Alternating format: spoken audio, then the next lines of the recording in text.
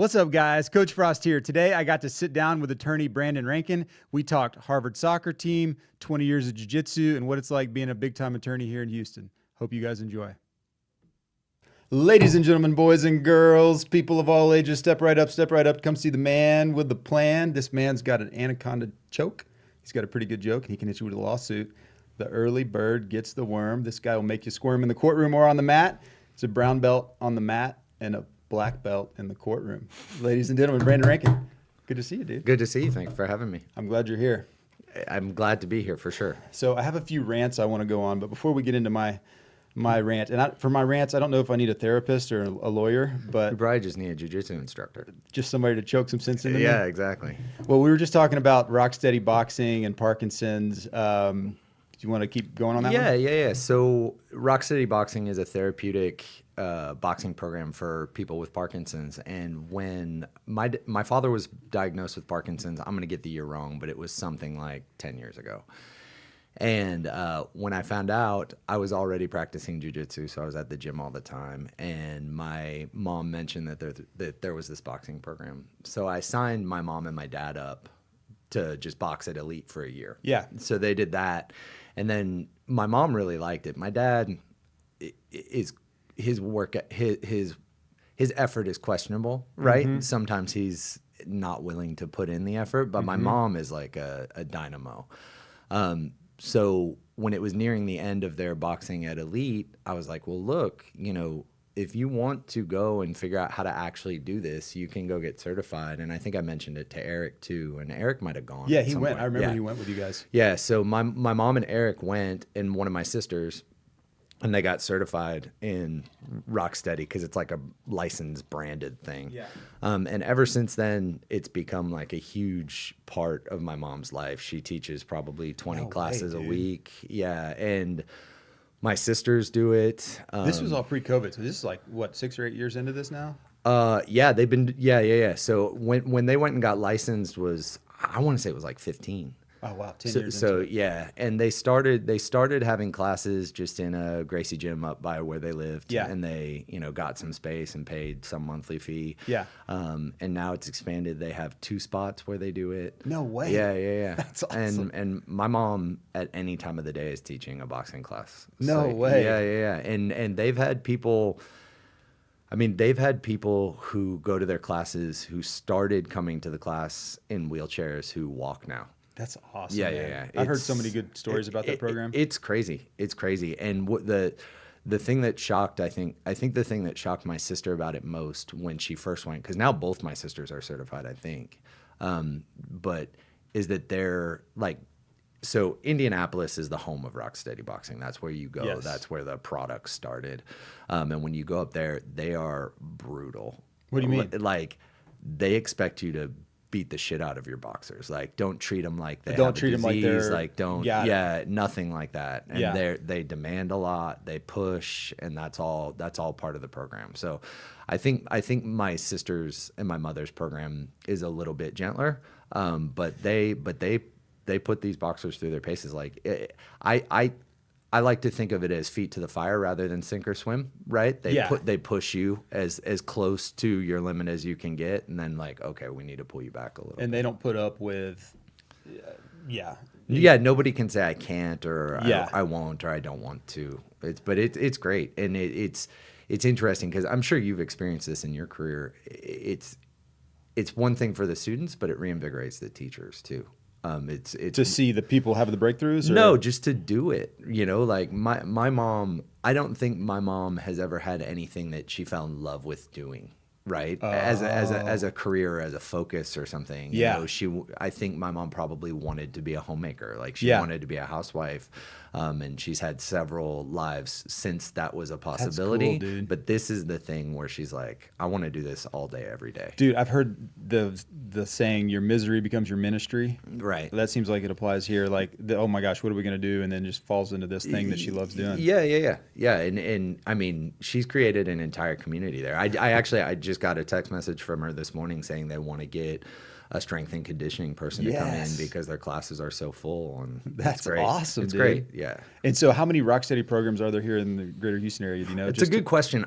I don't know. I know that So I think my mom's is Rocksteady North Houston. Okay. I think that's how they brand it. I think there's one, further north in Conroe. Yeah. There are a few.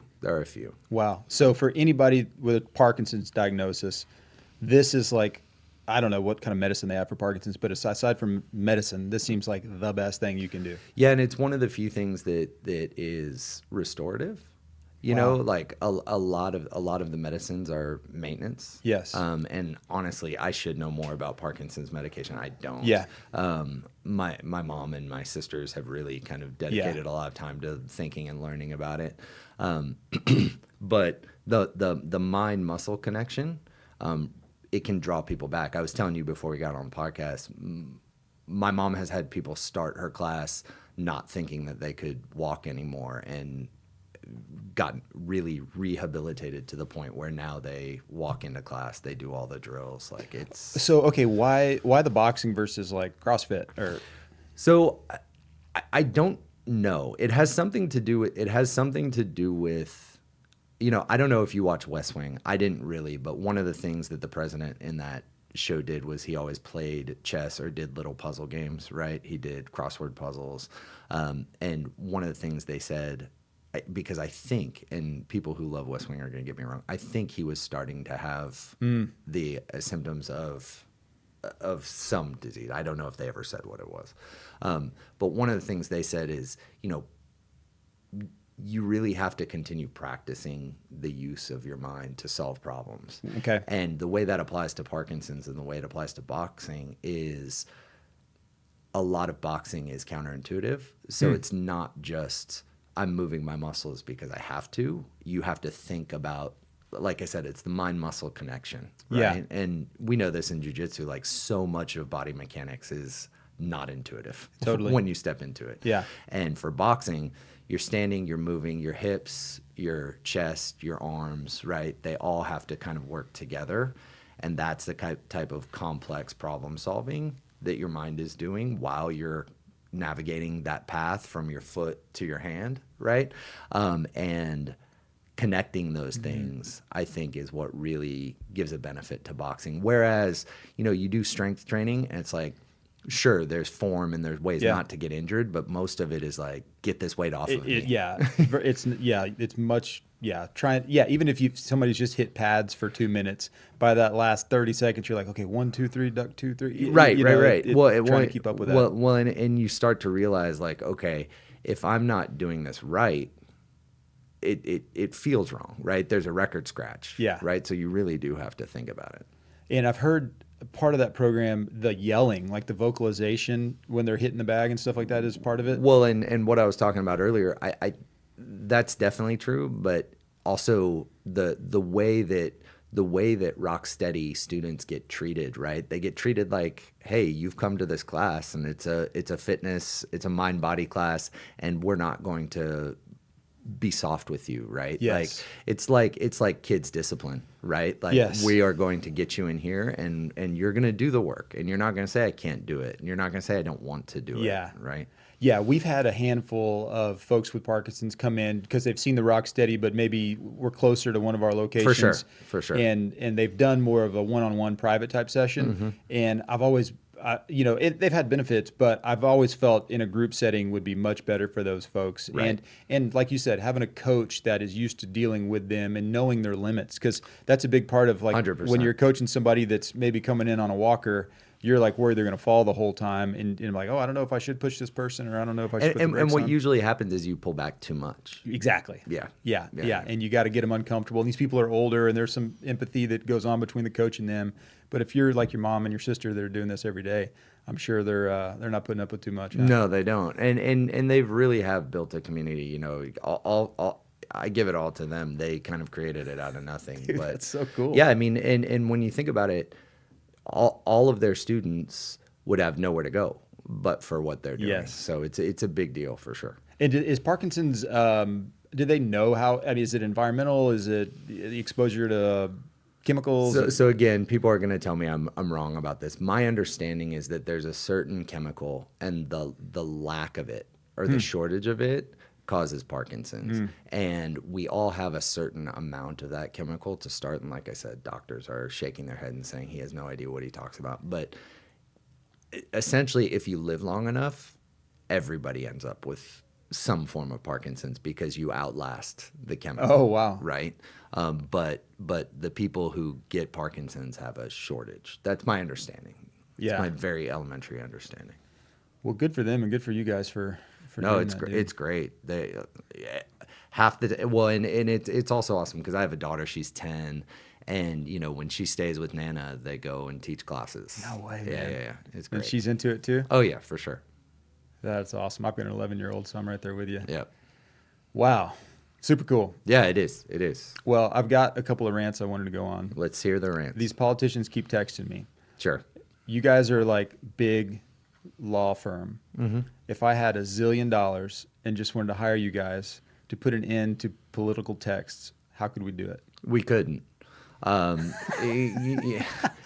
mean, there are all kinds of state and other regulations about, no call lists and things like that. But we run into this thing called the First Amendment and freedom of speech, and and honestly, like the best way to take care of most things, is just delete it.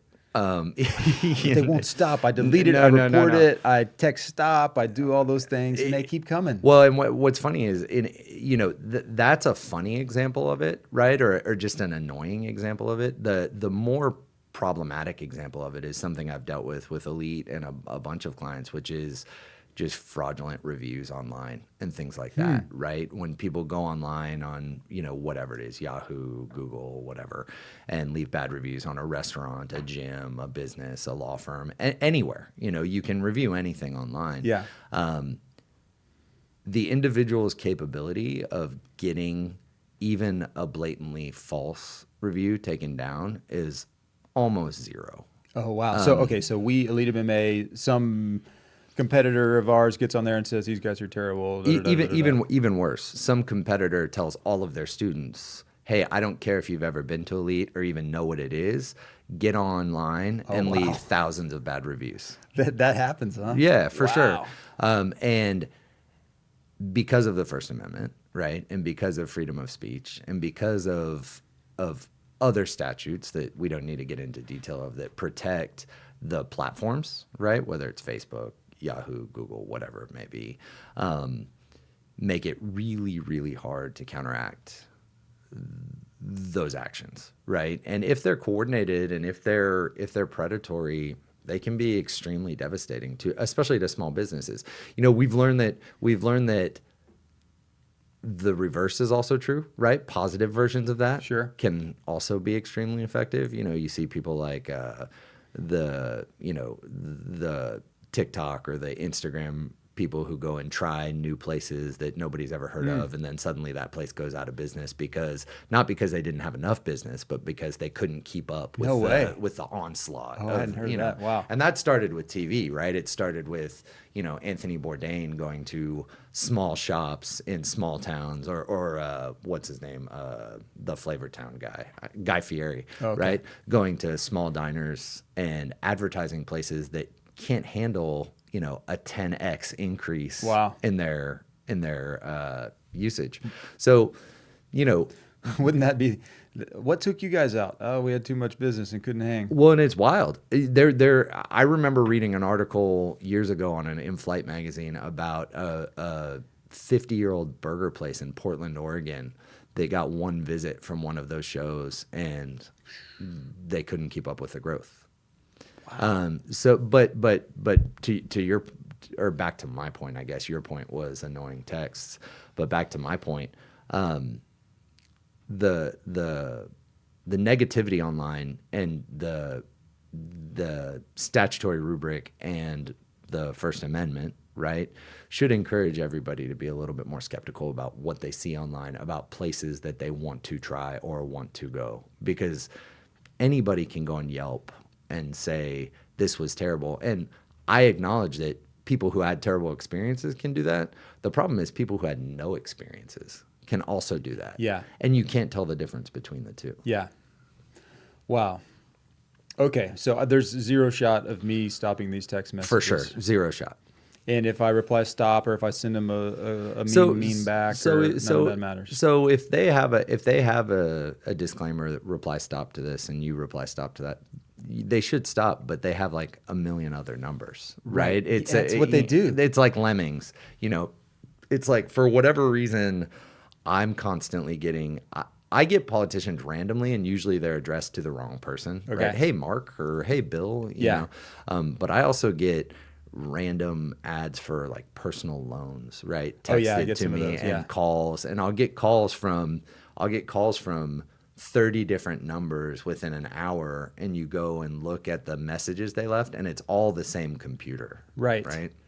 So you're better off ignoring it than trying to deal with I don't know if I can do it, dude. This is like my grumpier old man. The older I'm getting, you know how we get like, get off my lawn. This is like my version of that. So a friend of mine does everything he can to engage them. So if it's anybody who seems even human? remotely real, like he'll go off on, and he doesn't talk shit to them, and he doesn't yell at them, and he doesn't complain at them. He tries to get them to engage on like substantive whatever, just randomness, right?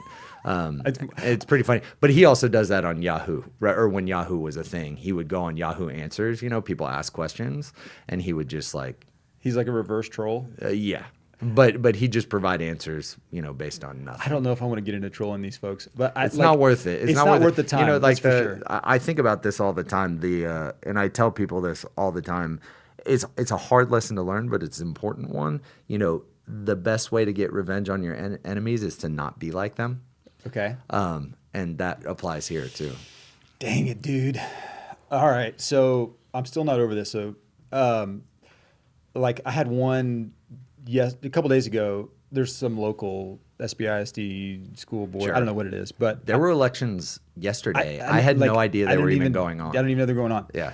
So one of them sends a thing to me, and I reply stop, and then they reply, "Oh, I'm a neighbor. I'm just texting on behalf of so and so." Right. And so I'm like, you didn't need to tell me that. Just stop. You, right. You know what I mean? You said, I don't want to talk to you. And they said, no, I'm not a computer. Yes. And you go, no, I really meant that I don't want to talk to you, whoever you are. Yeah. And then another one hit me 2 days ago with this long vote for because of this bond and and then I reply stop, and then they send it again. So this is some other neighbor sends the exact same thing, and I was like, hey, my new policy is I'm voting against anyone that texts me. Doesn't work. Like please stop texting me. Right. They send it again.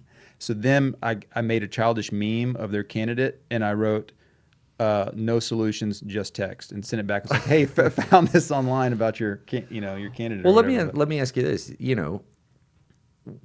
Imagine a world in which you didn't know these elections were coming. Okay. And somebody texted you, and you went, holy shit, I didn't even know about these elections. And you went, well, what's your deal? Right? The person texts you. Okay. And you said, well, what's your deal? You're trying to get me to vote for this proposition. What is it? Well, why should I vote for it? Yeah. And you hear their story, and you go, okay, that's a good point. Now I'm going to go look into it and read about the proposition and think about it.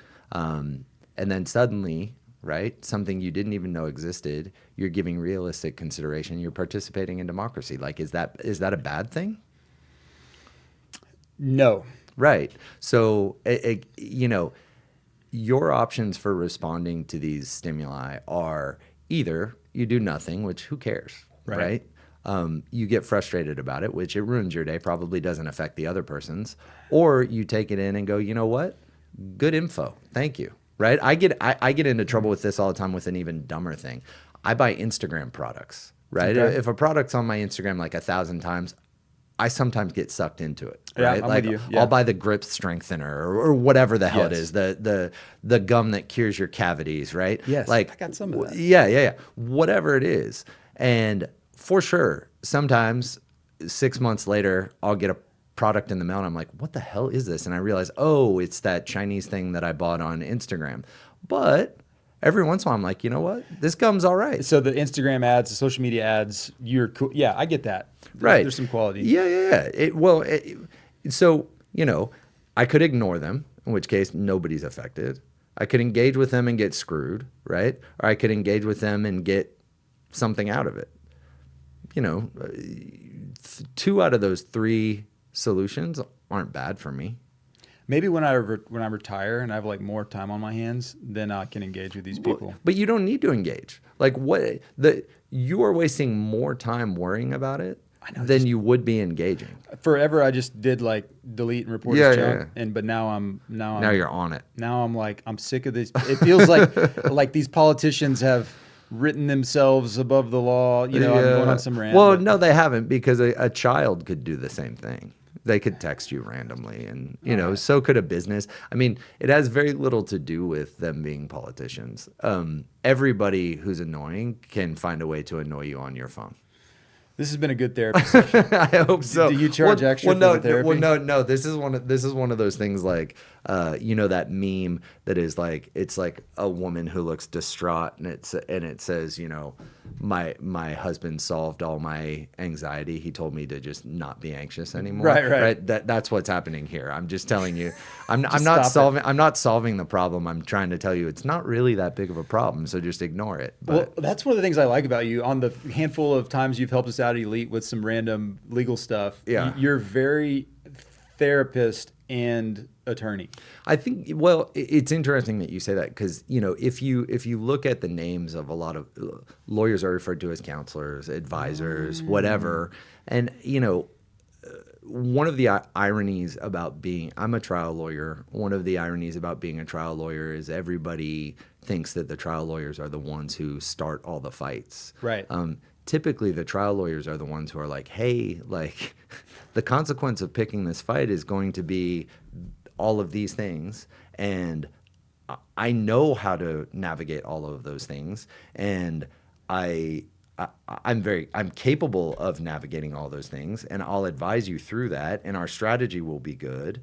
But before we jump into that pool, right?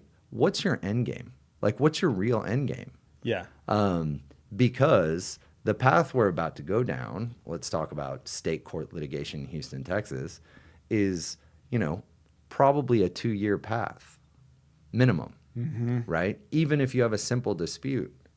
So this is 2 years of your life. Yeah. You want to spend your time doing this. Well, and in the best cases, your lawyer, if you're involved in something like this, is able to take a bunch of that weight off your shoulders, but you're still engaged. Yeah. Right. And you still feel the stress of it, and you still know what's going on. Right. And you still have to worry about additional expenses vis-a-vis attorney's fees and unknown outcomes. Right. Yeah. So, one of the things I think that happens to a lot of clients and lawyers is they start getting involved in any kind of dispute, and they lose sight of, hey, what were we really trying to accomplish at the outset? And why is that not the same right now, right? And lawyers get blamed for this all the time. Hey, you're involved in a lawsuit, so what you're trying to do tomorrow is win this motion or that point or this argument or that argument, right?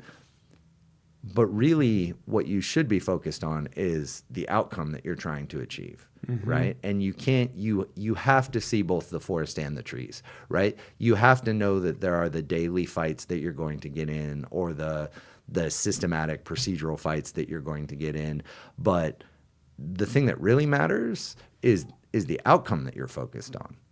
And, you say that, and lawyers have to be careful about, trial lawyers have to be careful about talking like that, because immediately you will have some clients go, oh, well, I want a fighter, right? And you don't sound like a fighter. And it's like, no, that's not what I'm doing. Like, I promise you that I can be the biggest dog you need, and I can get out there and just fight. I'm telling you that we need to be more strategic than that. It's a lot like Jiu Jitsu. Okay. Right? I mean, there are a bunch of different styles, right, to any kind of fighting. Sure. To any kind of fighting. And, fast and furious is fine, but what happens when you're 5 minutes into a round and you started fast and furious? Yeah, you're gassed. Yeah. You're gassed. I mean, a lot of those lessons are transferable, right? Do you feel like your jiu-jitsu style is a mirror of your attorney style? Sometimes yes, sometimes no. I mean, it takes it. I'm a pretty laid back jiu-jitsu player, and I'm a pretty laid back person generally. Yeah. But for sure, like there are clicks. Like, hey, like that was not that right. That right there was not what you wanted to do, right? And I'll take advantage of that. But Okay. you know, but yeah, I mean, probably generally, you know. I take what they give me, and then when I see my openings, I'll go and jump at them. So in my intro, I said early bird gets the worm because you are training jiu-jitsu at like 5:30 a.m., right, or 6 a.m. Yeah, well, when people show up, which you know has been honestly, I started teaching jiu-jitsu at 5:30 to 6:30 in 2017. Okay. So it's been going on for a long time. Yeah. And for, you know, obviously there was an intervention of COVID, which cut us off for some period of time. Yeah. Not as long as people would expect, but I won't get into how long we stopped Right, going to the right. gym. But, you know, other than COVID, probably from 17 to 23, right? I rarely had a class that nobody showed up to. Sometimes I would have a class that only one or two showed up to, but that's fine. Yeah, yeah, right? yeah. And in fact, that's really good because we have the time to work on stuff. But for sure, I've lost some anchor students, you know, the guys who are always there. People have moved around. People have reprioritized. So it's become a battle a little bit. I've got a purple belt that wants in. Nice. I'll connect you later. Yeah. No, definitely. I'll take anybody, and I'll take any level for sure. And I think, you know, it's interesting because the people who have stuck with me, I'm no jiu-jitsu expert, and I'm not, you know, even the best teacher, but we are able to spend that hour focusing on either what matters to the student or what I think should matter to them because they don't get enough nuanced training of it in any normal class or in any normal role. You know, I was probably my jiu-jitsu path is long, and I didn't really care about belts very much. So, and I don't really like wearing the gi. Yeah. So I didn't really do a bunch of gi stuff. So I've been practicing for 20 years. Yeah. But I'm probably not a 20-year jiu-jitsu practitioner. But there are things that I've figured out that people don't spend enough time on. And at 5:30, 6:30, it's easy to spend a lot of time on that stuff and to do it systematically.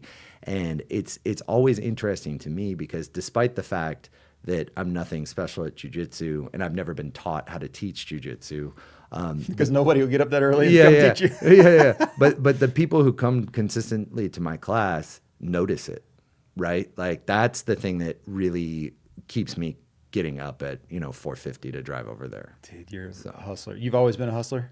I've just always made time for stuff that I want to do.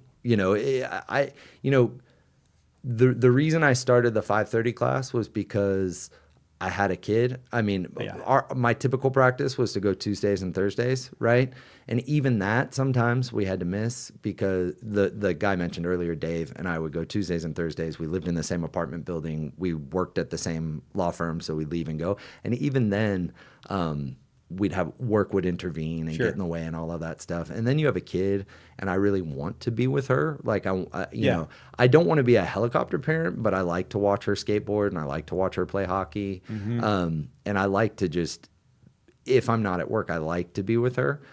She's not up at 5:30. Yeah. Right. So we started it, Matt and Luis and I started the class in, like I said, in 16 or 17.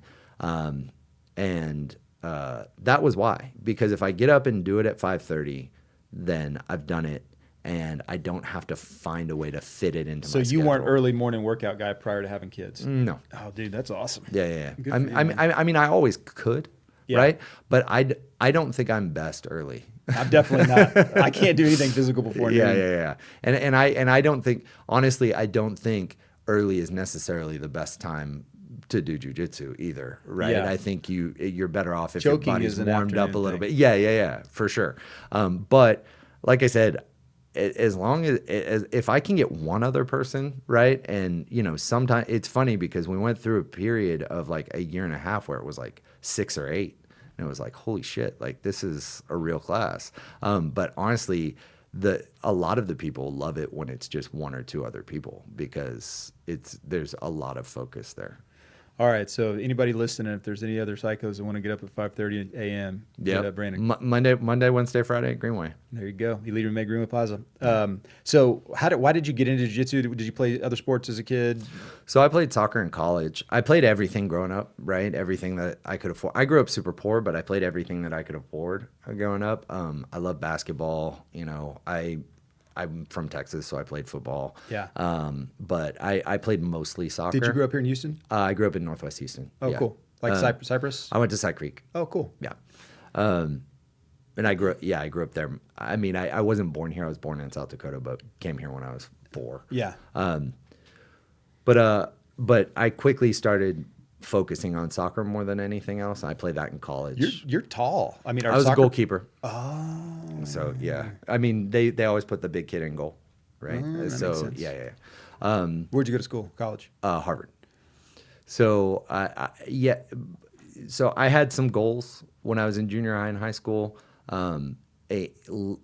About midway through high school, playing soccer in college became one of the driving goals. Like I really wanted to try to do it. Mm-hmm. I was not recruited by anybody major. I was recruited by a bunch of smaller schools.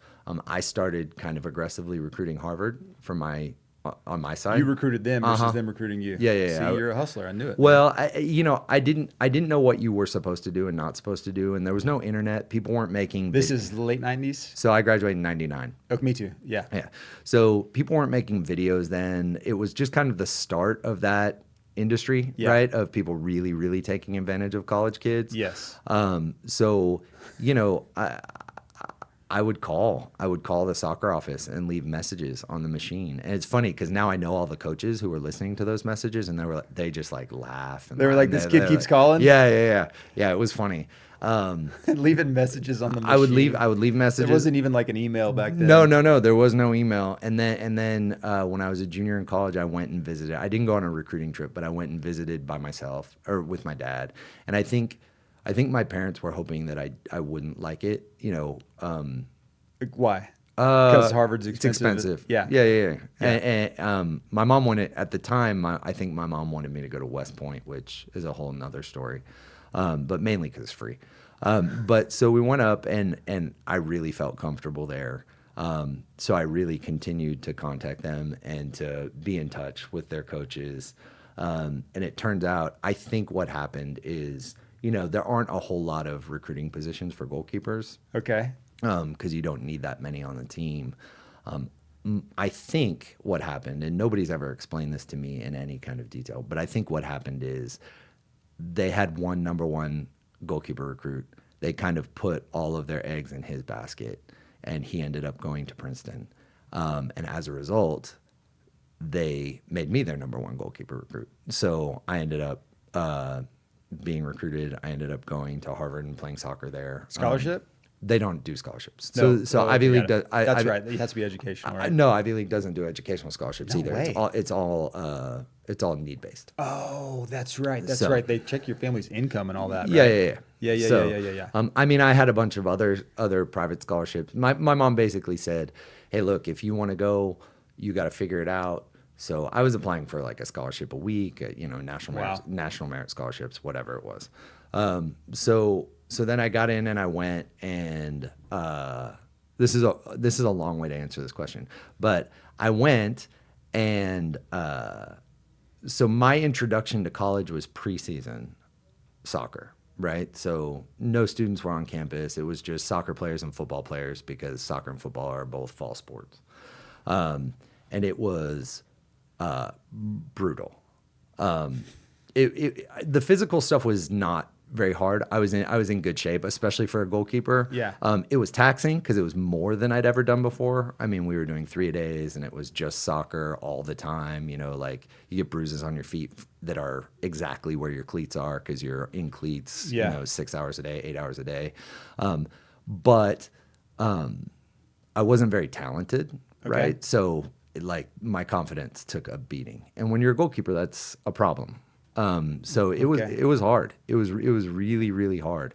And the team at that time, you know, was mostly people I didn't know and mostly people not, it was all people I didn't know, but it was mostly upperclassmen, not people who were also adjusting the same way I was. And even the people in my class were extremely talented, right? So they were kind of some phenoms. So I felt like everybody else got it, and I was trying to learn how to play a different sport. Wow. Right. And, you know, I adjusted. That came along. Hard work helped. It still doesn't replace talent, right? But then the students moved in, you know, and I had something other than soccer. I still had a lot of soccer, Yeah. but after a month, you know, you also have to go to classes and you also meet your friends. And some of the friends I met, one of my roommates, my freshman year, was a wrestler, and all of his friends were wrestlers. And you learn very quickly, like, that wrestlers will just beat the shit out of you. Yeah. Like, they're extremely violent, they're extremely strong, and they never do that thing where you like push each other and act like you want to fight. Like, the moment somebody acts like they want to fight, like, the wrestler's there, like, Right, they ready fight. to take you down. Yeah, like, Yeah. there's no bullshit. Yeah. And I think that was always in the back of my mind. And then I went. You're like, these guys ain't playing. Yeah, they're not playing, and also, like, to be able to control people like that was a very, you know, like, you know, wrestlers have really great hips and really great grips, and they can really control. Yeah, there's no escape. Yeah, they control a fight regardless of if they can do anything else. Right. One of my college roommates was they were all very talented, but one of them was like out of this world, like, should have been an Olympian, probably hurt his shoulder that probably affected it. But I went to one of his matches and he was just pissed off at a kid. So he tallied up like 6 minutes of ride time in like a 6-minute round. Right. And he was just showing the kid, like, I can do this if I want to. Right. Just impose your will like that. Yeah. So then when I graduated and I went to law school, you know, I had in the back of my mind that I'd always been interested in trying to do some kind of martial art. But when you look at, I was in Austin, I was going to UT Law.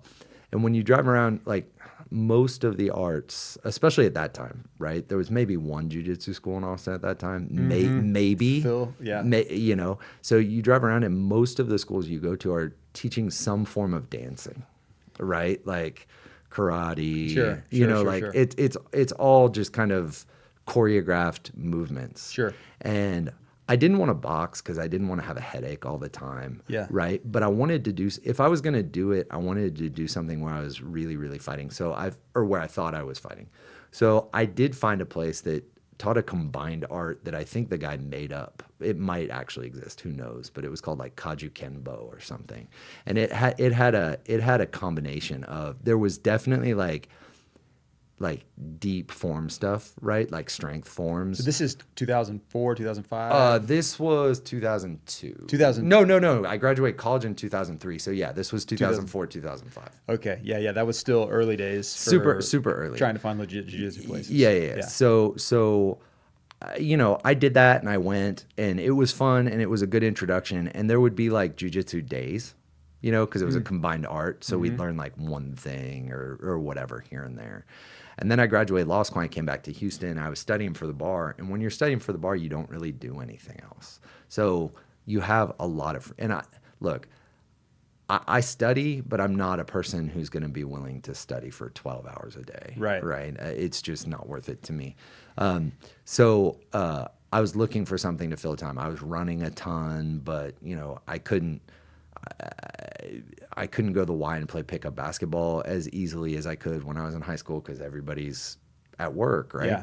So I was like, okay, I really want to commit to jiu-jitsu. And at that time, you know, The Ultimate Fighter had just gotten really big. We watched it in law school. The show. Yeah. The show had just gotten really big. We just watched Forrest and Stefan, and like that was a huge moment for me, at least, because I hadn't watched a lot of fighting. My friend Dave, who I've referenced like 5 times, he'd been watching it since K1, right? He was into it in college and like, would wake up and watch Japanese streams of shit. Yes. But I hadn't really.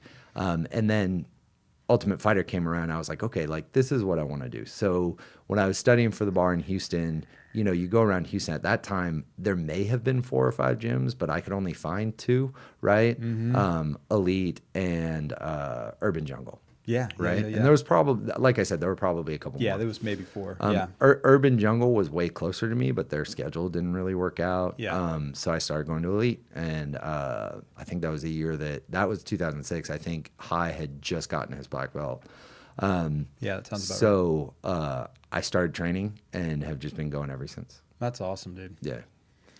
Cool. And so for you, stress reliever, get in shape, all of it, like what do you see the main benefits? So for sure the physical aspects of it and getting in shape are great. But for me, it's not stress relief. It's more just like aggression release, right? Like I said, What's the difference? Well, like stress you feel and here's my take on it. Yeah. Stress you feel and and it's something that weighs on you a little bit. Okay. I think aggression maybe doesn't, but then you take it out on people. Like people will yell while they're driving, right? It's because you have to have a release of that valve, right? And maybe they're the same thing. I see what you're saying. That makes sense. But yeah, so and it used to be growing up, it was basketball, it was soccer, right? I was I think the beauty of jiu-jitsu is that it's way better than that, right? For a couple of reasons. Most importantly for me personally is, and I've told people this a ton, and I think maybe I'm the only one who thinks about it like this. Not that I'm smarter than everybody else, but it's just the way that I come at it, and people don't necessarily agree with me, which I don't care. But growing up, I was kind of a prick in the name of competitiveness, right? Okay. And I thought that was the right way to be, right? Can you be more specific? Yeah. Like you're just a like when you play sports and shit, like you have to win and that's all that matters and nothing else matters. It's like the Michael Jordan, standard, right? Yes. Not that I'm Michael Jordan, but I could be an asshole, right? Right. And like at the cost of relationships, you're willing all to kinds of stuff, right? Yeah. And like when you're playing against basketball against friends, and you think one of your friends is worse than you, and it's your goal not only to beat them but to embarrass them, right? And when you're getting beat at something, you'll do anything to win, right? Like yes. And I thought, like I said, I thought that was not only a fine way to be, I thought that was an admirable way to be, yes. right? And I thought that people who weren't like that were losers. Win at all costs. Yeah, you're a loser. Yeah, exactly. Yeah. And we tell students, or we tell kids and students, I guess, but we tell our kids like, hey, if you make a mistake or if you lose at a game, that's okay, right? Try your hardest, learn, right? Keep working. Outcomes aren't determinative of success necessarily, right? But we never show them that. If your kid's playing basketball and they're down by 10 or 5 or 20 or 30, you say, work harder, right? Right. You're not giving it enough. Give it more. You can come back. You can keep pushing. You need to win, right? Jiu-jitsu is not like that. Jiu-jitsu, like when you get to the spot where you've clearly lost, it's your responsibility to give up. And if you don't, you'll get hurt. I mean, you know this, but you've fought this sport at higher levels than most people alive, right? And even you understand that there are moments where it's not time to fight back, right? It's time to admit defeat, yeah. right? And the reason I think that's so critical is because one, it shows in practice what we tell people in theory. Right? Like, hey, there are no losses. There's just opportunities to learn. Well, in jiu-jitsu, that's true, right? Because if you don't learn, you get hurt the next time, right? And two, it kills your ego, right? I mean, it destroys, like spending a year in a sport where you probably never get a live submission, right? And let's be real. Like white belts don't get live submissions. They just don't. Even against other white belts sometimes, but definitely not against other people who know what they're doing unless they give it to them, which is fine, right? Yeah. But I mean, I think, I got to a cheap submission early. So I think, and I was strong and I played soccer for a long time. So, it wasn't necessarily good jujitsu, but you're athletic, you're big. You could pull some stuff off that the average guy couldn't. Even worse than that. No, I couldn't pull stuff off that an average guy couldn't. I just figured out the thing that I could do. Okay, got it. Right? Got it. Like Kimura from guard. That was right. Your jam. Yeah. So I figured out how to submit people, but even that, right? Like anybody who knew what they were doing, right? Like people on the wall, like yourself or Nick Sai or all of those people would be like, "Oh, that's what you want to do? Okay, well, I'm going to murder you for that now." But in real life, the vast majority of people who start this sport are not going to encounter real success for years. I know.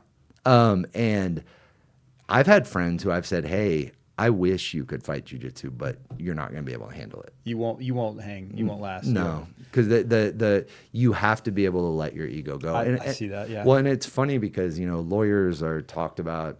Are often, especially trial lawyers, are criticized for being cocky or arrogant or whatever. And I'm trying to tell people, like, I don't care what the appearance is. Like, a 14-year-old forced me to submit to him yesterday. Like, you can't be arrogant at that point. It's not possible. Yeah.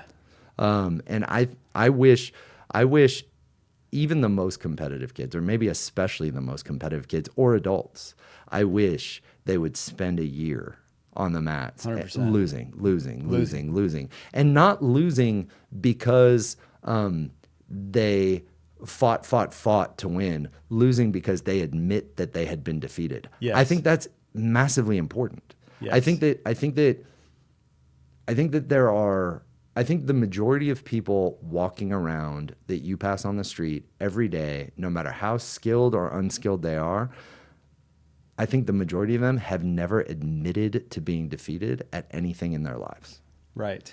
And it does two things, right? It allows you to be like, "Oh, you know what? I did that and it didn't ruin me." Yeah. And it allows you to look at everything in life that way. Hey, if I'm talking to somebody and they make a good point, I can say, "You know what? Like, you're right." And nothing's going to happen. And you're okay. Right.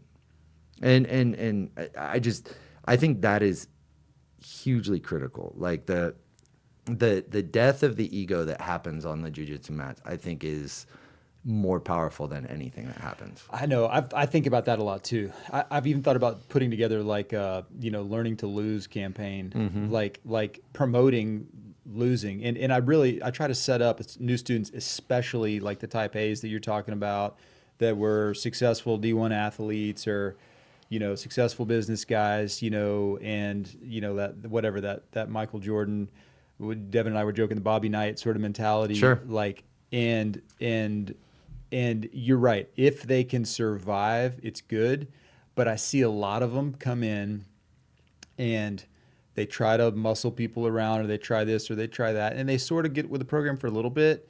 And then 3 months in, they do something dumb and get injured. Sure. And then they're toast, and they're never training again. That, or they commit to the one thing that they can do and then never progress. Or realize this, I don't want to give up. I don't want to tap out. I don't want to admit, and I got a schedule change. And work's too busy, and kids.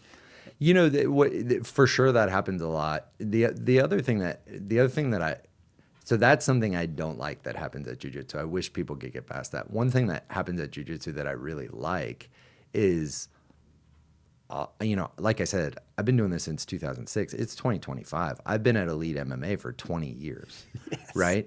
There are people who I haven't seen in 10 years who I'll see on the mats, and it's like, "Oh, hey, like I thought you had quit," right? Like it's so awesome that like we're both still here. Yeah. Right. Yeah. And that's a kind of, I tell people all the time that like, so there are a couple things about jiu-jitsu. Like, so if you're going to jump into it, you have to know this, what we were just talking about. You have to know that you're going to have to admit defeat a lot. And if you're not okay with that, it's going to be really hard. Right. But that's good. Right. It's good that it's hard. But I also tell them, like, it matters where you're at. What do you mean? I've never competed at Okay. jiu-jitsu. I went 10 years without a belt, right? I've only tested 3 times, Yeah. right?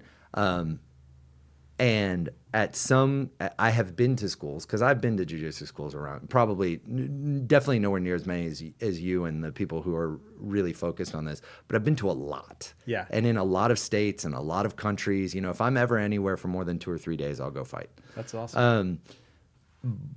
A lot of those schools would not accept a student like me. Okay. I don't want to compete. I don't really care about the gi. I don't really care about belts, right? Or I care about belts. It's not my focus. Yeah. Right. A lot of schools would be like, yeah, like if you're not coming here to rip somebody's head off, Some of those hard ass schools. Yeah. And if you're not going to compete, then why are you wasting our time? And if you're not going to do X, Y, Z, right? You have to find a community that's right for you. And I lucked out, because I think that for me, Elite is the right spot. Not just because it was one of 2 at the time, right? Because I've been to a lot of other places. Yeah. And I spent some time at Urban Jungle, because it was closer to my house. I just did one of those where you pay like $500 and get like 30 drop-ins whenever you want to see what it was like, because, I wouldn't be able to make it out to Westheimer or whatever. And I drop in, and I could never get into it, right? Like everybody's just got a different speed, Sure. right? Sure. And that's not to say that it's always been the same here either. We've been through a lot of different phases, I think. Oh yeah. Some good, some bad, and some you've seen people. What's been interesting. So there's 2 different aspects to a jiu-jitsu school, right? There's the teachers, and then there's the students, and you have to rely on both of them, because bad students can make for a really bad experience, no matter how good the teachers are. Sure. And really good jiu-jitsu players don't necessarily make good teachers. 100%. Right? 100%. Yeah. So, you just have to be aware of it. But yeah, and like I said, Dave, who started with me, he actually started in Austin when he was studying for the bar in Austin, but then started at Elite when he came over. There are times where you're like, well, maybe there's somewhere closer, especially before Memorial or Greenway opened up, right? Maybe there's somewhere closer. Maybe there's somewhere, or when people leave, right? Like maybe I want to fight with Drew Lockwood, or maybe I want to fight with this person, or whatever. They're great.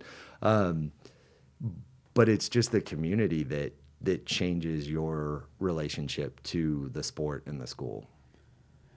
Yeah. And defines it in a lot of ways too. What do you see? Okay, so new student, new type A guy shows up to your class. You can tell he's competitive, and I've heard it be defined as like they hate losing more than they like winning. I'm sure you've heard that before. Sure. Like when that guy shows up, like what's the conversation? This is his first month of jiu-jitsu. What's the conversation you have with him as a coach in your class?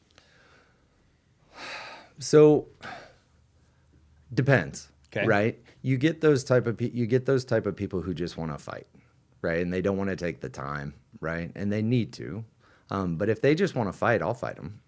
Yeah. And like, That's like, if you want to jump into this, like, and then you submit, and they're like, okay, I get it. But sometimes you have to throw them in a cold water, right? And just give them that experience, right? It's even better when it's not me.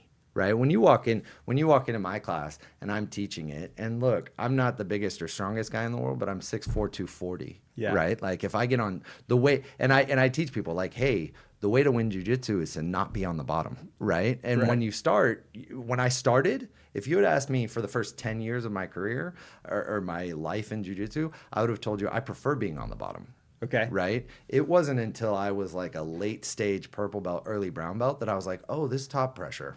Yeah, the whole gravity thing. You can accomplish stuff with that, right? Right. And I tell people that, I tell students that all the time, like, hey, I was there, right? I probably spent 12 years of jiu-jitsu thinking mount was an awful position because I could never get anything from it, right? And I'm like, you have to engage your top pressure if you want to be able to make progress from there, right? And that's a nuance, right, that you can jump to with new students when you have the opportunities that I have in my class where there's no noise and there's nobody else talking, and I can be like, hey, you feel the difference between this and this, right? Hai was teaching me that when in 2006, 7, 8, 9, but he was teaching me that by being either 1,000 pounds or 0 pounds, right? And I never understood how, right? And it's because when you have 30 students and you're trying to do 6 different drills inside of an hour and a half, like that nuance gets lost, I think, a lot. And that's one of the huge benefits of my morning class. But that wasn't really your question. So if they come in and they just want to fight, I'll fight them, right? That's a service we offer. Yeah. Usually pretty quickly they're like, oh shit, like there's something to this, knowing what you're doing. Yeah. And right? I feel like some people have to learn the hard way. Of course. The physical way. Of course. Yeah. Especially really strong guys, you know, and especially like really strong, really athletic guys, right? Like you said, somebody that wrestled for a few years. Sure. Someone that's used to winning. Yeah. You have to thump them a little bit. And then I find that, so both types of student, the one who wants to just fight and the one who wants to learn, get to the same spot, which is the next step. If they don't quit. Yeah. Which is the next step where you go, you know what? I'll teach you one thing, right, today. And we'll just do that one thing. And then let's see, right, if that changes the fight the next time we fight. Yeah. Right?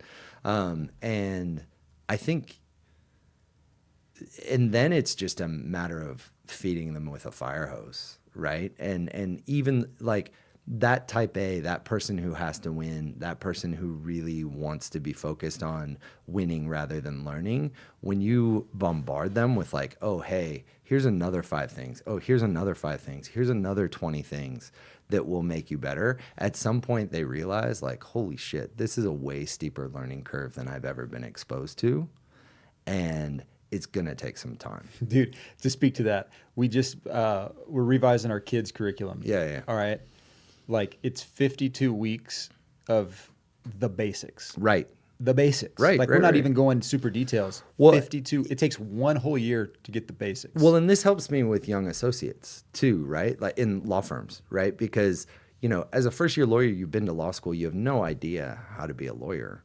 And one of the problems with any kind of teacher, but jiu-jitsu is definitely this way, is there are things that you do that you forget you had to be taught, right? There are things that I was talking about, the counterintuitivity of biomechanics, right? There are things that become second nature that, like I said, you forget you have to be taught. You had to be taught them, so you never teach anybody else that. So a perfect example of this is a few years ago, right after one of the hurricanes, there was a charity thing, and this is actually funny. There was a charity thing, and one of the things was you could go out to Sean Patrick Flannery's house and fight with him. Yeah, and I won that. You know, I was putting money into the charity, so I won that. And then he didn't know me from Adam, so he called Hai and he was like, "Hey," because Hai knows. And he called Hai and he was like, "Hey, like, who's this guy? Is this okay?" And he was like, yeah. So I went out to his house, and he's great, and he's also really skilled. Yeah, he's good. He's been training forever. Yeah, he's really, really good. But one of the things that he did was he had me put him in guard and just held his posture, right? And I mean, he's extremely strong, extremely well balanced. Like he's a skilled, he's a very, very good jiu-jitsu player, and there was no way I was going to be able to do anything to him, right? But the thing that I especially couldn't do to him is just that day, nothing I could do was break his posture, and I probably outweigh him by 100 pounds, right? Yeah, he's not big. Yeah, and he just taught me one thing that I think Eric had tried to teach me previously. And it was just a hip movement that changes the angle entirely when you're in somebody's guard. And it was just like, holy shit. And he was like, yeah. So when he started learning, he was under Hickson or Hoyce or somebody. Yeah. But I forget who it was out in California. And he said, man, I think Hickson. Yeah. He was like, when we would go in, we would do just this. Yeah. right? And you'd put somebody, you'd get in somebody's guard and you'd engage your hip, rock it forward, and just, no, you weren't allowed to use hands. Yeah. Right? And just hold your posture like that. And he's like, you suck at it for a long time.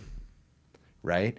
And if you go to a non-Hickson Gracie class and they show you how to do that, and you realize how powerful it is, you do it for 10 or 15 minutes or whatever the drill was that day, and then you never think about it again, or you try to incorporate it, but you never just sit there and that's all you do, right?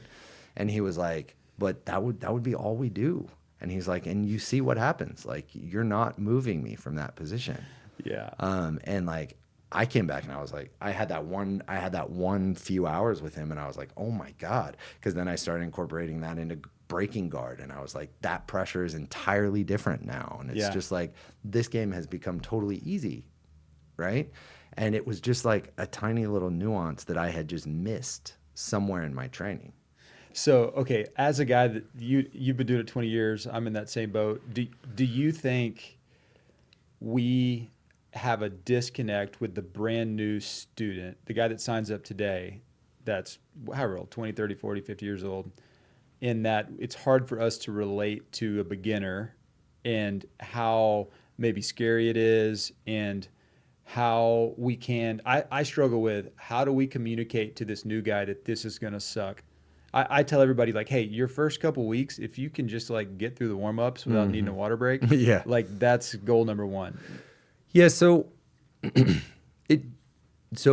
if you ask me that question after 6 months of me just taking my class and just doing my class, like, and that's my only exposure to jiu-jitsu, I'd be like, yeah. Because I walk into my class, I lay down on my back, I let them get side control, and then my students still struggle to submit, right? Yeah. And it feels like I'm always in control, right? I go to one class where it's, half black belts, half brown belts, and I'm in the same position as the new guy, right? Like, because that, I think that no matter, with few exceptions, right? No matter how skilled you are, no matter how capable you are. Yeah, there's levels, yeah. Not only are there levels, but also you come to understand that you don't know them. I mentioned Drew Lockwood earlier. First time I fought Drew Lockwood, I'd been training at Elite for like 2 or 3 years. I'd never seen him there before. He was wearing a vintage Trailblazers jersey and board shorts. I was like, who the fuck is this guy? Right? And then he literally beat the shit out of me from second 1 to second 5. Right? Or minute 5. Yeah. Right? So you learn pretty quickly that you don't know anything about anything, or anyone, right? Yeah. So you go to a class where it's, I mean, especially where but sometimes where you don't know. I mean, there was a viral video of that, 16-year-old green belt beating all the black belts at ADCC or whatever, right? Like every once in a while, you run into somebody who can really take advantage, and you don't know that until you're in the fight, right? So I think that there's some element. It's like I talk to associates in my job, and they're like, well, when do you stop being nervous about an oral argument or about a deposition? It's like, hopefully never, right? Because you're always walking into it. It's always important, and you can always fuck it up. Yeah. So learning to lose. So that's something I'm like I mentioned, I'm going to take on and do a better job of communicating. And then the piece that bugs me are the super type A guys that quit. They would rather quit than learn to lose. Than not be very good. Right. Well, and it basically, like you said, give up. Yeah. The whole admitting defeat thing. Because it's painful to see that happen. And those guys have been wired in their careers and wherever that never admitting defeat. There's a benefit to that. Well, and also to never do anything you're not very good at, right? Like that's another thing. I hear this all the time, or you see it with, like, for whatever reason on reality TV, everybody's a winner, right? You watch whatever the reality TV is, you watch, and they say, I've never failed at anything. Right. Well, I have.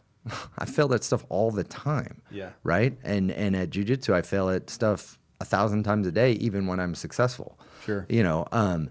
But that's hard for people. People think in that way. They think, I've been successful at everything. I only do stuff I'm successful at, right? The other thing that annoys me about that is most of those people who quit jiu-jitsu because they're super type A and they have to win all the time, they're not good at golf, and they still go do that. I mean, nobody's good at golf. That's true. Right? Like, figure it out. Like, commit to this the same way you commit to that shitty sport. So what do you see? Okay, so like here at Elite, we talk about, if you read our vision statement on the wall, it talks about supporting, everybody that works here and all of our students in what we consider 7 areas of life. So that's like their spiritual life, not meaning like, do they go to church or not, but Sure. like, how's their spirit? Are they high on life? Or are they bummed out, right? Their family, their friends, their education, their mental health, their physical health, finances, all that kind of stuff. So what do you see, these guys that are wired to never quit, never give up, never admit defeat? Where is that limiting them in like other areas of their life outside of their high legal career? All of it. All of it. Yeah. I mean, I really do believe that. I think that it comes back to the point I was making earlier about how I look back on when I was growing up, and I thought it was admirable to be that win at all costs guy. I look back at it now and I go, what did that get me? Right? Like, I mean, there's nothing that I gained from that attitude that I couldn't have gained without it. And one of the beautiful things about sports, and this sport in particular, is that 90%, even if you're a competitor, 90% of the time you're training with people you care about and you want them to get better too. So like, you doing your best and losing makes them better. Mm-hmm. Right?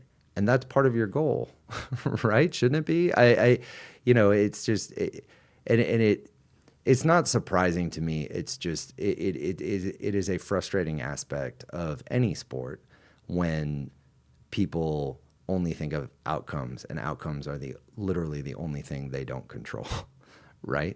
I mean, you can do all the rest. I mean, you could be the best basketball player in the world and still lose all your games. Mm-hmm. So there's things that happen. There are things that you can control. There are things that you cannot control. The one thing when you're on the jiu-jitsu mat that you absolutely can control is how hard you work, what your attitude is, and how much you're giving to the other person, right? Yeah. And because, very broadly stated, the most important thing when you're fighting jiu-jitsu against somebody you care about is control, right? It's your job to maintain control of all of those things, and then also control your body. Yeah. Yeah. I think, if you look at like the whole, love your neighbor, be kind to your neighbor message, if you can learn to love the guy that's choking you. See, well, and it's interesting. I think about this all the time too, because, take it away from, like, let's talk about, I grew up playing soccer. I played soccer all the time. We always talked about, or we didn't always talk about, the concept of hating your opponent, right?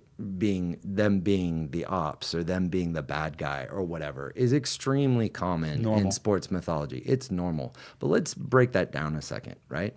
It's very obvious in jiu-jitsu that I necessarily have to trust my opponent, because if I don't, and they get me in a bad position and I tap, then they're going to break my arm, or they're going to knock me out, or they're going to do whatever. So in jiu-jitsu, it's really, really obvious, right?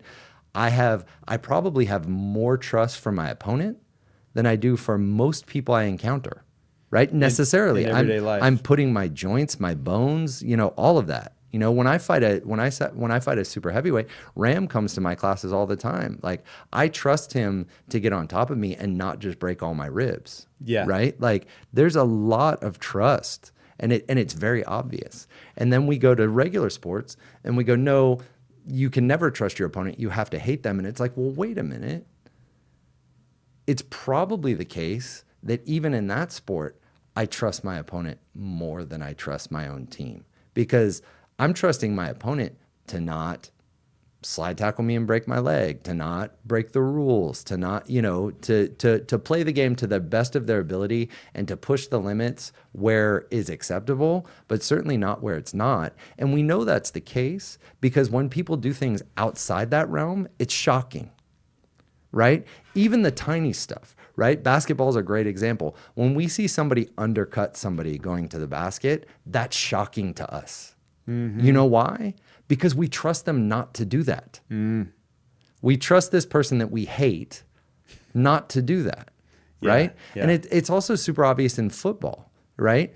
And you see it all the time, right? NFL players, right, who play this massive sport where they're legitimately trying to hurt people and each other and do whatever they can do to win the game. But still, if there's a moment where like the play is over, for the most part, they stop. Yeah. Right? And where there's a cheap shot, for the most part, they don't take it. And we know that's the case. And we know that's the norm because when they don't, we all know about it. Yeah. So there's a lot more trust and love and kindness going on than To the opposition. Yeah. Yeah, that's my point. And it may be begrudging and it may be just a matter of people. I'm not saying it's altruistic, right? I'm not saying that legitimately makes people good people. But what I'm saying is that we have to acknowledge that that's a thing, right? That it's not just jiu-jitsu. Like I said, it's more focused and it's easier to see in jiu-jitsu because it takes 10 seconds, right? If I get somebody in that Kimura guard that I was talking about earlier and they tap and I don't care about them and they don't trust me and I don't give a shit, I just keep going and shoulders gone. Right? And they know that they're in that very vulnerable position. And so do I, because they're giving up. Right? So if they didn't trust me, they would never be willing to put themselves in that vulnerable position, period. Yeah. Right? And like I said, in jiu-jitsu, it's really obvious, but it's the same in the other sports. Right? Yeah. Yeah. It's obvious. It's heightened. I think it's heightened in jiu-jitsu. If you picture somebody learning to play baseball and they're hitting off the tee and they're hitting dad's pitch, and then you picture someone trying to choke them while they're swinging that baseball bat, right. there would be like, some freak out. Yeah. And that's, you're learning these jiu-jitsu moves. But and baseball is actually an interesting counterpoint, right? Because there would be some people who would argue that a part of baseball is at some point throwing at the hitter. Okay. Right? Sure. But even there, it's like, yeah, but when they target the head, like people respond. They hit him in the ribs. Yeah. Yeah. Or the butt or the leg or whatever. Yeah. Like it is shocking and usually it's an accident. Yeah. And yeah. But that's the point. I was talking to one of the Astros pitchers the other day, and I was like, "How often do y'all, hit people in an accident or something like that?" He was like, he's like, "I've hit like 8 people and 2 of them were accident." Right. Or something like that. Yeah. But the reason when crazy things happen, people notice, and the reason they're crazy things is because they're rare, and the reason they're rare is because we trust people not to do them, and the reason we trust people not to do them is because they don't do them. Yeah. That's cool. I think we should emphasize that, highlight that some more, help get that message out to folks. Because training jiu-jitsu is hard. I think it's harder than most sports because you're having to deal with losing so much. Like you go play a pickup basketball game, you lose once. Yeah. One team wins, the other team wins. Yeah. You do jiu-jitsu for 30 minutes when you're new, you get tapped out 5 times per round for 5 rounds. Right. You gave up 25 times. Not only in an that, it gets harder. So Yeah. it gets worse, right? Yes. Because at the end you're tired too. Yes. Right. And, for sure. Well, and also like, it's also, it's a very intimate loss, right? Like there's a lot, Yes. I mean, there's a lot of intimacy to jiu-jitsu. Yeah. It's funny. I'm used to men, women, children laying on top of me and straddling me and, like me putting my legs around their waist. And, it's funny because I don't even think about it. Yeah. And I don't think if you fight this sport, you even think about it at all. Yeah. But like family members of mine who who don't live in the city or who have never seen me fight or whatever, they're like, making all the sexual jokes and stuff like that. Yeah. And it's like, I honestly had never even considered that. Right. Like it's, it's just it's a very, for me, it's a very weird thing to even be able to consider it that way. But still, and this is a point where you were asking about the distance between the experienced jiu-jitsu player and the new student, right? And that intimacy is for sure one of them. Yeah. And some people can't get past. We've talked about the ego a lot, but some people can't get past that either. The physical. Right? Yeah. Yeah, I see some of that, and the sweating and this guy stinks. Yeah. I mean, that's something to overcome too. I mean, it is a thing. Like the first time somebody sweats into your eyeball. Yeah. Like your mouth. That. Yeah. That's a thing where you're like, I remember that. But I love it, man. Well, I think we can do a better job, and I'm going to put some focus on front loading. Hey, you're going to lose a lot, and I want to be in communication with you about that. Well, and it's the only way to figure it out. Yeah. Like, I mean, there's literally no other way to figure this out. Like, literally, I want you to tap out 5 times every time you roll with somebody. Right. What? I don't want to give up. Doesn't matter. Well, and do that. Well, and here's the thing. Like, especially at the beginning, you're not defending right. It may be successful, right? Yeah, you're not doing techniques. But you're not defending right. Yeah. So I'd rather have you learn what's resulting in the submissions. It's almost like breaking a wild bronco. For sure. It's like, hey, let's get you in here, and all you're gonna do is we're just gonna practice tap. Let me see you tap here. Let me see you tap here. No, there's no doubt. There's no doubt. There is something to, and again, it comes to vulnerability, right? There's something. There's like the intimacy vulnerability. There's the vulnerability of extending yourself beyond like whatever your confines is, or whatever your comfort level is, right? Yes. And then there's a vulnerability of once you've done so, admitting that you fucked it up. Yes, to that. If you look at jiu-jitsu, and, it came, early to mid 90s, it sort of hit California, and then it hit a tipping point, and now it's global. Right. There was no business plan. There was no committee that did this. This is just a natural thing that happened. Right. Right. And I think it spread so powerfully because of rolling and the emotional connection and the physical, the body, mind, spirit that occurs with rolling and giving up, because it's so much better than the other combat sports. Boxing, boom, I got hit. I didn't have time to tap out. I didn't have time to, people like to box as long as they're the biggest, strongest guy in the room. And then it starts to get no fun. I know we got to wrap this up in a few, but I think that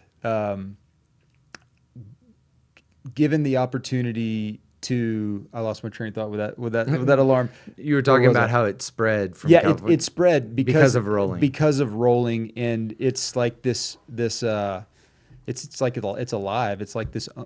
I don't know how to describe it. No, and that's the point I was making. It's a corollary to the point I was making earlier, which is I wanted to do a martial art that wasn't dancing, right? I wanted to go somewhere and fucking fight. Yes. Right. And I also didn't want to do controlled contact. Yeah. Right. Because that at that time, if it wasn't boxing, at that time, the closest you could get was controlled contact. Right. Mm-hmm. Like I tap you. Right. I wanted to go somewhere and give somebody everything I had. Yeah. Right. And have them be able to give that to me too, and have us both leave without a headache. Right. That was what I really wanted to be able to do. And you don't get to do that in any other sport. Yeah. I don't think there's a single other sport where you get to go in and literally just say, hey, for this next 3 minutes, you're going to get everything I have, and I expect the same back from you, and whatever happens, we'll both be okay. And 99% of the time, we're leaving here not too bunged up. Yeah, right. Well, and knock on wood, I've never had a jiu-jitsu injury. Wow. I've been a party to them, for various reasons. I told you, we've been teaching them the morning class for 6-7 years, or since 2017. We've had maybe 2, like most people are okay. Yeah. And honestly, both of those were the fault of one of the senior people, like one of the instructors, but it's also classic stuff that you're like, hey, don't do this. Right. Stop that. Hey, if I'm going for a sweep, don't put your arm out, right? That's going to be bad for your elbow. So. Well, dude, I know we got to wrap this up. I feel like we just started talking. I know. It goes fast for sure. It went fast. Hopefully you'll come back to be continued. Anytime. Anything you want. I got upholstery to do, so I got to come back. Dude, anything you want to share with the folks, or if somebody wants to get in touch with you, they need some legal advice, how do they do that? I mean, just Google me. That's the best way to do it. And what's the name of the law firm? I work at Mayer Brown. Mayer Brown. Yeah. Cool. And, it's funny because one of the things we've run into in social media, I think, is people learning to say no right? Like, hey, your time is valuable. Your job just wants to use you. Your friends just want to use you as a tool or whatever. So you need to learn to say no to everything. I believe the exact opposite. Like my guiding philosophy, or one of my guiding philosophies, is if I can make somebody's day, I do, right? So I always tell people, like, do not hesitate to reach out to me for anything, anytime, and I'm happy to be a resource. So that's kind of my feeling on it. Awesome. Yep. Well, thanks for coming in, folks. Brandon Renken, brown belt on the mats, black belt in the courtroom. Something like that. All right, man. Bye, everybody. But I got stripes. You got stripes. Later, dude. Thanks, man. Nope.